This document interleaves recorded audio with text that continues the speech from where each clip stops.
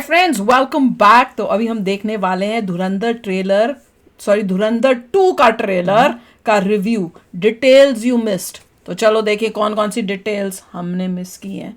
तो वीडियो शुरू करते हैं। वीडियो शुरू करने से पहले अगर आप चैनल पर नए हो और आपने अभी तक सब्सक्राइब नहीं किया तो जल्दी से पहले सब्सक्राइब के बटन और बेल आइकन को क्लिक कर लो ताकि आपको हमारे सारे न्यू वीडियोस के नोटिफिकेशन मिल जाएं जैसे हम अपलोड करें। अगर आपको वीडियो पसंद आता है प्लीज लाइक एंड शेयर। चलिए शुरू करते हैं। Guys, मैं Shantanu and insane trailer. Not one single thing new shown from Dhurandhar 2 before this trailer release और उसके बाद ये बम फटता है। 3 मिनट 25 सेकंड लंबी झलक एक ऐसी फिल्म की जो पोटेंशियली अपने रिलीज पर इंडियन सिनेमा की सबसे बड़ी फिल्म बन सकती है। याद है CBFC ने 3 टीजर्स अप्रूव करे थे और उसमें से दिखाया इन्होंने एक था, वो भी धुरंधर 1 का जो पोस्ट क्रेडिट सीन था वही दिखा दिया था। और अब सीधा ये ट्रेलर, कोई भी और प्रमोशनल मटेरियल नहीं, कुछ भी नहीं, इतना जबरदस्त कुकून बना के रखा हुआ है इस फिल्म की कहानी के आसपास कि ये ट्रेलर तो फटेगा ही फटेगा। साथ में इस ट्रेलर के बाद 19 मार्च को बॉक्स ऑफिस जो फटेगा वो इंसेन होगा। Everything in this trailer, cinematography, practical visual effects, fight scene, choreography and the damn background music, they have nailed it once again. तो वीडियो में आगे बढ़ने से पहले मैं आपको एक बात बता देता हूं। मैं इस ट्रेलर पे 2 वीडियोस बनाऊंगा। इस वीडियो में मैं इस ट्रेलर की आपको हर वो डिटेल पिन पॉइंट करके नेट पिक करके दिखाऊंगा जो शायद आपने ना देखी हो, आपका ध्यान ना गया हो। और दूसरी वीडियो में मैं डिस्कस करूंगा एट लेंथ, एक्सपैंड करूंगा अपॉन द पोटेंशियल थियरीज जो इस ट्रेलर के आसपास बुनी जा सकती है, जैसे मैंने पिछली वीडियो में किया था अराउंड धुरंधर। तो भैया बहुत कुछ है इस ट्रेलर के अंदर जो शायद पोटेंशियली आपने मिस कर दिया होगा क्योंकि बड़ा ही फास्ट कट पे बहुत जबरदस्त तरीके के पेसिंग पे चलता है। मैं कह रही थी बड़ा तेज दिखा रहे हैं। तो आगे बढ़ते हैं और शुरू करते हैं ऑनेस्टली से। जब तक नजर मेरी पड़ती थी वो बाहर से निकल ही जाता था। तो सबसे पहले गाना कौन सा है? Background music. जो 90s और 2000s में बड़े हुए हैं मेरी तरह, उनको अच्छी तरह से याद होगा ये गाना कौन सा है। जिनको नहीं पता उनको मैं बता देता हूँ। गाने का नाम है आरी आरी। ये गाया था एक डुओ हुआ करता था रॉकर्स नाम का, और ये गाना पता है कितने साल पुराना है? 23 साल पुराना। This song came out in 2000। तभी तो मैं अच्छे लग रहा है। जब इन्होंने नाइट राइडर का म्यूजिक रिवील किया था कि इन्होंने नाइट राइडर का म्यूजिक यूज किया है, मुझे तब से ही बहुत स्ट्रांग फीलिंग थी कि शायद ये ट्रेलर में भी कोई पुराना गाना यूज करे जो कल्ट क्लासिक हो, और एग्जैक्टली वही हुआ। अब आरी आरी दोबारा से ब्लो अप हो जाएगा। ट्रेलर की कंटिन्यूटी को कितने जबरदस्त तरीके से अरेंज और एडिट किया है वो बताता हूं। ट्रेलर में पहले वाले में भी तो पुराने गाने ही तो डाले हुए थे उन्होंने, कितने सारे। 23 सेकंड कुछ नया नहीं है, कोई नई फुटेज नहीं है, बल्कि रिकैप है पार्ट 1 से। ट्रेलर ओपन ही हाईजैक वाले सीन से होता है। हाईजैकर बोलता है बिगाड़ लो जो बिगाड़ सकते हो। उसके बाद ये पॉज लगता है आर माधवन साहब के फेस पे और पूरा का पूरा फ्रेम हो जाता है लाल। और इसके बाद 15 सेकंड से लेके अगले 8 सेकंड यानी कि 23 सेकंड तक पहले आता है ये वाला शॉट जहां पे हमजा यानी कि रणवीर सिंह दबा कर पेल रहा होता है रहमान डकैत को जो लास्ट फिल्म से। और उसके बाद इस वाले रूम का शॉट दिखाया जाता है जहां पे Hamza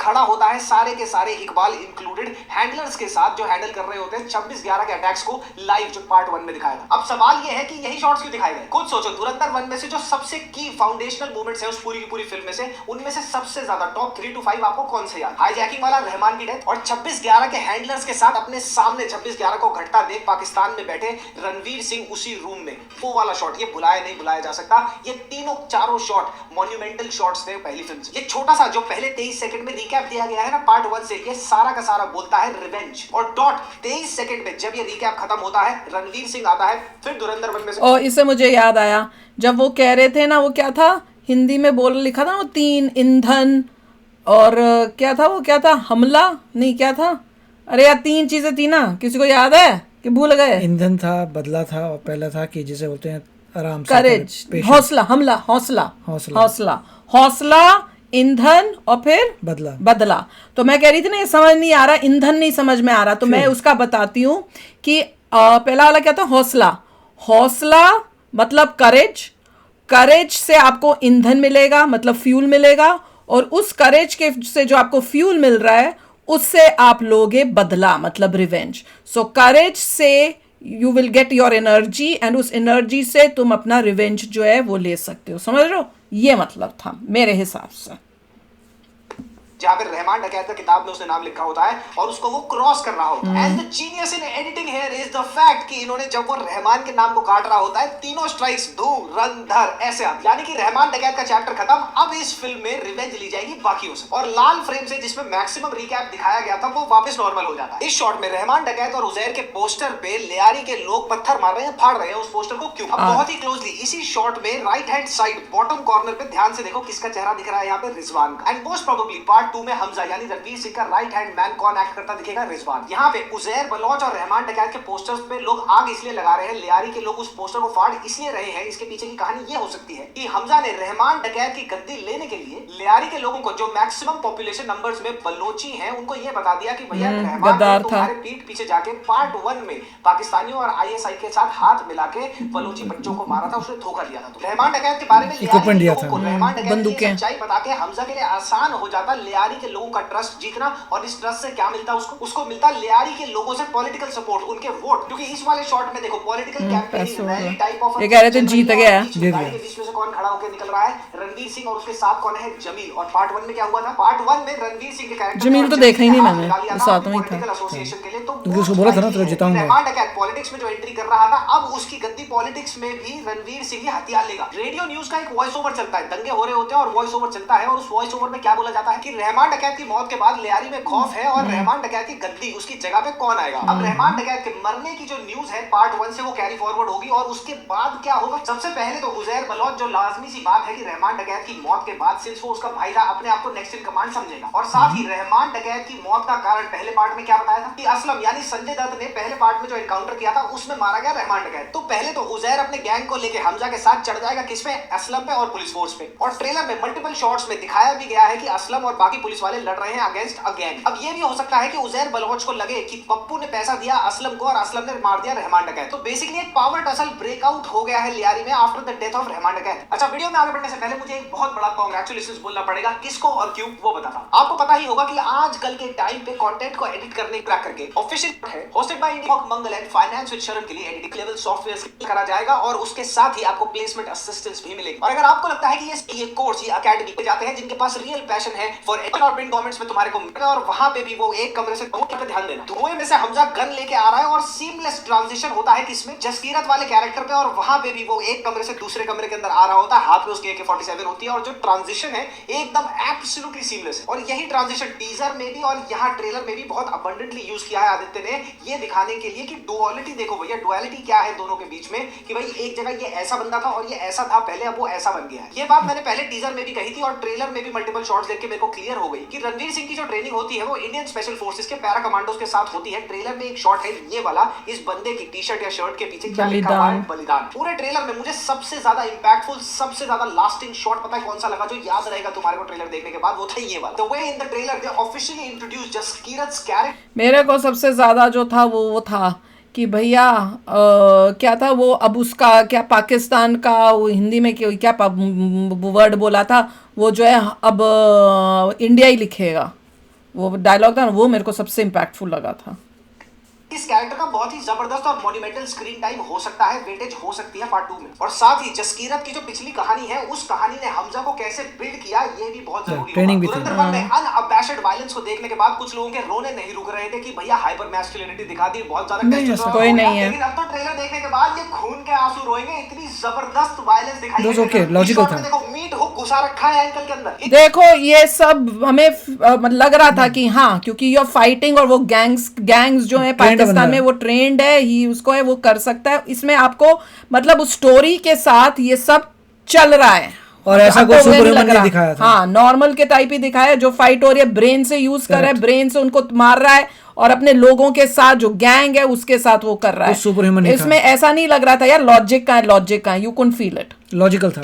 Singh out and about rage में है और सर खोल रहा है, सामने कोई बैठा हुआ है हथौड़े से उसके। इस शॉट में उजैर बलोच पप्पू के सर के साथ फुटबॉल खेल रहा है, उसको लाते मार रहा है। और ये तो कुछ सिलेक्टेड फ्यू शॉट्स हैं जो उन्होंने ट्रेलर में दिखाए हैं। सोचो फिल्म में कितनी वायलेंस दिखाई जाएगी। आई जस्ट होप कि जैसे स्क्रीन प्ले में जहां वायलेंस रिक्वायर्ड थी, कहानी में वायलेंस रिक्वायर्ड थी, धुरंधर पार्ट 1 में वहीं पे वायलेंस थी, बिल्कुल ऐसे ही इंटेलिजेंटली इंटीग्रेट कर रखी हो, वायलेंस के नाम पे ना डाली हो। अर्जुन रामपाल का ये वाला शॉट तुम्हें याद होगा ट्रेलर में से, ऐसा लगता है कोई आंखें खोल रहा है और उसके सामने अर्जुन रामपाल खड़ा है और उसको हंस रहा है। देखिए अर्जुन रामपाल के चेहरे पे खून भी है। ये किसके साथ अटैच हो सकता है? शायद फिल्म में ये हमजा का भी हो सकता है, क्योंकि टीजर में दिखाया गया था कि हमजा का ये वाला लुक, जहां पे उसके चेहरे पे हुक्स के मार्क है कि भैया ये टॉर्चर हुआ है, तो शायद हमजा को ये कैप्चर कर लेते हैं, उसको टॉर्चर करते हैं, और जैसे ही उसकी आंखें खुलती है ये वाला शॉट लगता है। ट्रेलर में एक बार नहीं, मुझे लग रहा है हो सकता है पास में हमजा ने उसने कुछ किया हो इसके साथ, जब पंजाब में था, और जब वो क्योंकि उस टाइम उसकी शक्ल जो है ये अर्जुन रामपाल की अलग थी और दांत दूंते, तो क्या ये वाला torture हमसा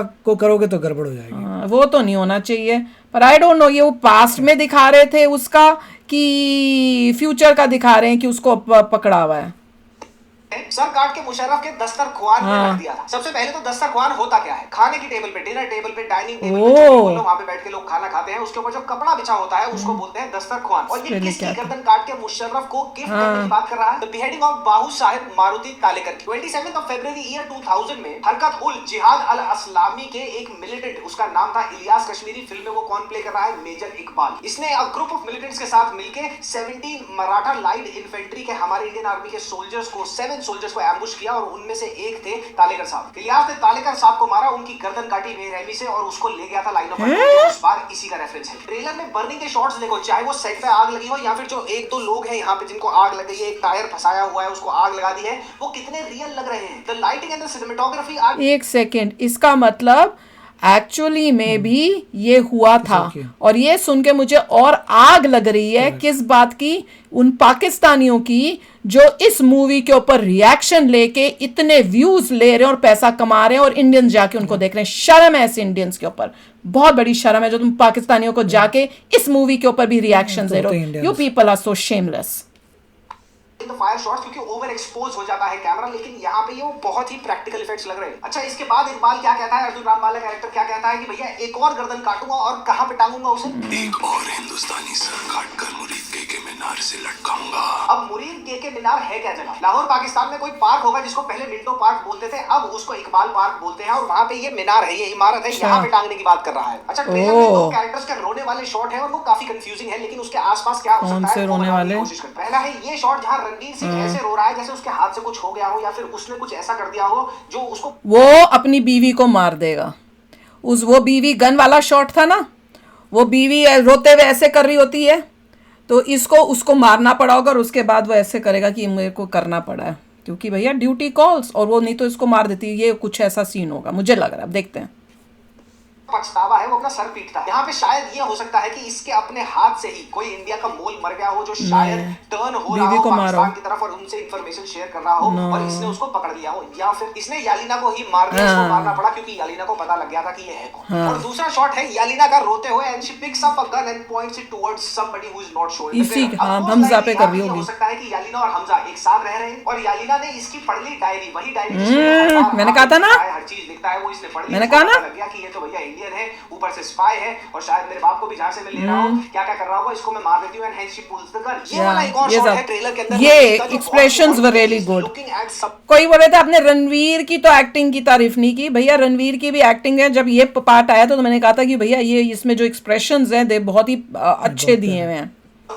That is actually very haunting to him. Punjab में भी देखा उसके अपने शायद ये हो सकता है कि इस शॉट में इसने अपने परिवार को एब्सोल्युटली स्लॉटर्ड देख लिया अपनी आंखों के सामने। या फिर ट्रेलर में जो दिखाया है और टीजर में भी दिखाया है कि जसकीरत का कैरेक्टर बड़ी ही बेरहमी से कुछ लोगों को अपने घर के अंदर मार रहा होता है। शायद इसके हाथ से वो सारे लोग मरे और उसके बाद इसने रियलाइज किया, जब देखा कि जब एड्रेनलिन उतरा, वो रश निकला, इसने देखा कि मेरे हाथ से क्या हो गया। इसने अपने लोगों को मरते हुए देखा है, मैंने सबको स्लॉटर, इसने अपने फैमिली को देखा। क्या होगा एंड दिस शॉट हौसला एंड देन बदला। 3 बार बैक टू बैक ये डायलॉग आता है मल्टीपल शॉट्स में। इसका मोस्ट प्रोबेबल ट्रांसलेशन बनता है क्या क्या मैंने नहीं सुना पर मैंने बता दिया था, मैंने अपना बताया था, फिर से सुनते हैं ये क्या बोल रहे हैं। Am I right? इसका मोस्ट प्रोबेबल ट्रांसलेशन बनता है courage is the fuel for revenge. देखा, वही मैंने कहा था कि करेज से फ्यूल मिल रहा है और वो फ्यूल से जो एनर्जी मिल रही है उससे जो है बदला लिया जाएगा। इस शॉट में इसको माधवन साहब बोलते हैं। फिर ये वॉइस ओवर में चलता दिखता है किसके, इस वाले शॉट में, और यहाँ पे जख्मी हो रखा है और टूटी हुई इमारत के ऊपर हौसला का मतलब पेशेंस होता है, नॉट करेज। और मेरे से आज लिखवा लो ये डायलॉग ना, हौसला इज नॉट करेज, हौसला इज पेशेंस। पेशेंस जो है फ्यूल देगा तुमको और वो बदले के लिए तुम करोगे। इट्स नॉट करेज, रॉन्ग है। हौसला इज नॉट करेज, ये गलत है इंटरप्रिटेशन। हौसला इज पेशेंस, पेशेंस रखो। हौसला का मतलब है पेशेंस, मोस्ट लाइकली पेशेंस ही लग रहा है और दूसरा कोई और वर्ड भी दिमाग में नहीं आ रहा है। और उससे आपको फ्यूल मिलेगा और वो फ्यूल से आप वो करोगे। हिट हो जाएगी, जब लोग देख के निकलेंगे ना, इस डायलॉग को कभी भूलेंगे नहीं। इसका सेटअप एंड इसकी delivery, it would be one of the best dialogues of the film. ये वाला शॉट देखो, यहाँ पे पाक मिलिट्री का आदमी खड़ा है, हमजा की तरफ से फायर कर रहा है, और अब ये वाला शॉट देखो, यहाँ पे भी हमजा भाग रहा है और उसको प्रोटेक्शन कौन दे रहे हैं? पाक मिलिट्री के सोल्जर्स। वो किसी और ने इसको गलत ही बोल दिया था कि वो मैंने तभी कहा, मैंने कहा ये तो मुझे दिखा नहीं, मेरे को तो लगा था मिलिट्री और ये सब कुछ टुकड़ा कर रहे, तो वही था। हाँ, हमजा के कैरेक्टर के पास पाकिस्तानी किसी और को फंसाया सिक्योरिटी कहां से आ गई? मैंने अपनी थ्योरीज वाली वीडियो में ये वाली बात बताई थी। हमजा कुछ ना कुछ कोई ना कोई तिगड़म भिड़ा के बड़े साहब की गुड बुक्स में शामिल हो जाता है और उनको टर्न अगेंस्ट कर देता है किसके? मेजर इकबाल के, यानी कि मेजर इकबाल को ही वो निशाने पर ले आता है पाकिस्तानी मिलिट्री के। हो सकता है मैं कह रहा हूं ये कह के कि शायद इकबाल ही टफ लग रहा है थोड़ा।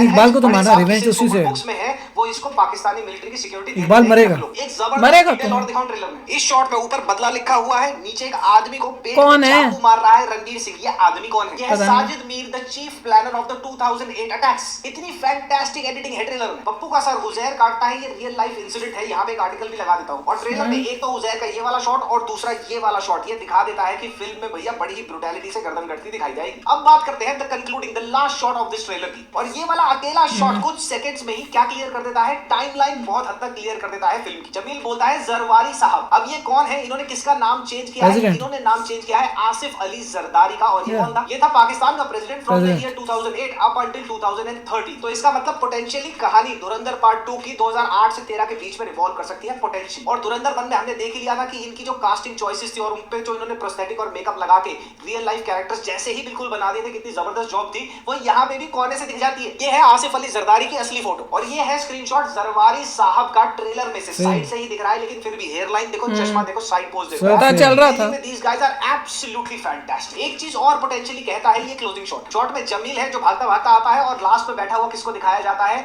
जमील और जरवारी के साथ असलम यानी संजय दत्त। जमील हो गया वो बंदा जिसके पास पॉलिटिकल स्ट्रॉन्ग होल्ड है, कहां का? लियारी का। और असलम वो जिसके हाथ में लियारी की पुलिस है और साथ ही उसका खून पसीने का रिश्ता है लियारी से। अब जरवारी शायद इनके थ्रू किसके पास तक पहुंचे? हमजा के पास तक, या फिर इनके थ्रू हमजा इनके पास तक पहुंचे। और वो कैसे मैं सब्सटैंशिएट कर सकता हूं? मैंने अपनी टीजर वाली वीडियो में ये वाला शॉट डाला था। ऐसा लग रहा है ये किसी पार्लियामेंट्री बिल्डिंग के अंदर जा रहा है, किसी बड़े अध्यक्ष से या फिर किसी बड़े लीडर से मिलने। शायद यही वो मीटिंग सेटअप करते हैं और उसके बाद ये शॉट आता है शायद। ओवरऑल एब्सोल्युटली फैंटास्टिक ट्रेलर है। This is exactly what happens when some filmmakers who are very true to their craft put their vision first. Shashwat Sachdev, hats off for the music. Background music इतना insanely design है, beat पे चल रहा है। Editing और background music और cinematography trailer में इतनी बढ़िया तरीके से ब्लेंड इन हो रही है, एक साथ आ रही है, that it looks very nice to watch. Film की कहानी का अभी भी कुछ अता पता नहीं है, सस्पेंस कहीं सब अपने अंदाजे लगा रहे हैं। ये है ब्रिलियंस ट्रेलर।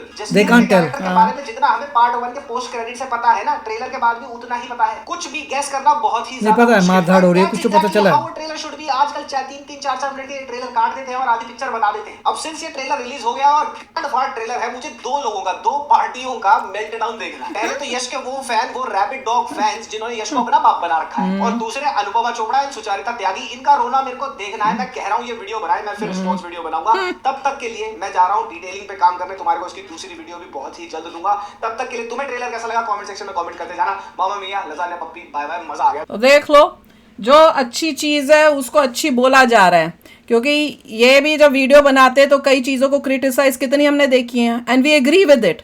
सो हमें भी वही, हम जब बोलते हैं तो भाई कईयों को बड़ी तकलीफ होती है कि आप क्रिटिसाइज क्यों कर रहे हो, क्योंकि सबका अपना टेस्ट होता है and luckily some people have good taste. और ही इज ऑल्सो वही बात की है कि आप अगर टॉक्सिक के साथ कंपेयर करोगे तो टॉक्सिक तो गंद है, टॉक्सिक इज गंद, वो है ही टॉक्सिक। वो तुम्हारे दिमाग के अंदर, तुम्हारे अंदर सिर्फ टॉक्सिसिटी भर सकती है और दिमाग में, और स्पेशली जिसको मार्केट कर रहे हैं कनाडा एंड इंग्लिश, वो तो और भी है कि तुमने हिंदी को ही नहीं किया। हाँ, इंडिया की मेन लैंग्वेज तो इंग्लिश को, और उसमें तुम कर बना रहे हो, बाकी में सिर्फ डब करोगे और हिंदी को तुमने सेकेंडरी दिखाया।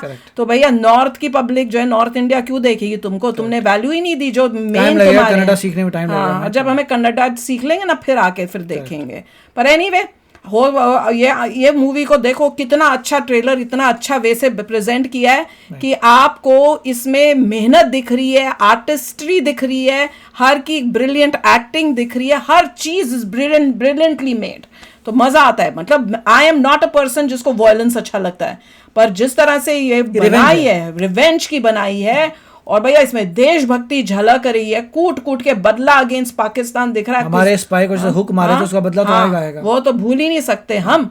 हाँ, तो बताओ, तो इनफैक्ट कौन इकबाल पे हुक लगाने हाँ, चाहिए वो अब उसके ऊपर हुक लगे वो करें, पता चलेगा। जो हमारे यहाँ पे बाबा टेररिज्म करते हैं उनका उसका बदला लिया जा रहा है। कितना वेल प्लान करके इंडिया ने लिया बदला, ट्रेन करके अपने स्पाइस भेजे। मेरे को 2D देखना था, इकबाल पे हुक लगा के मारो उसको। पर मैं ये बोल रही हूँ कि ऐसी मूवी कौन बंदा, मेरे को तो समझ नहीं आता, वो ऐसी मूवी को कंपेयर करेगा टॉक्सिक के साथ। कंपेयर करने का बनता ही नहीं है। That is a totally different, पता नहीं अपनी अलग ही तरह की, अपनी पता नहीं कौन सी मेंटालिटी की बनाई हुई मूवी है।